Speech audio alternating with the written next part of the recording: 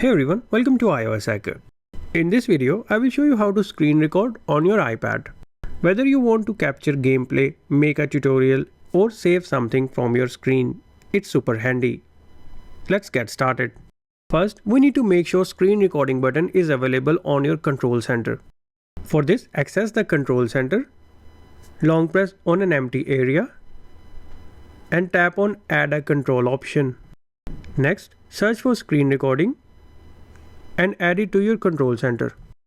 Now that screen recording option has been added to your control center, we can start recording. So start recording, swipe down from the top right corner of your iPad to open control center. Here you will see the record button. It looks like a solid circle inside another circle. Tap it and after a 3-second countdown, your iPad will start recording everything on the screen. As soon as you are done, you can open the control center again and tap on the record button to stop recording. Or you can tap on the red recording indicator at the top of the screen and it will stop recording. The video will automatically be saved to your Photos app. If you want to include your voice in the recording, long press the record button in the control center. Then tap on the microphone icon to turn it on.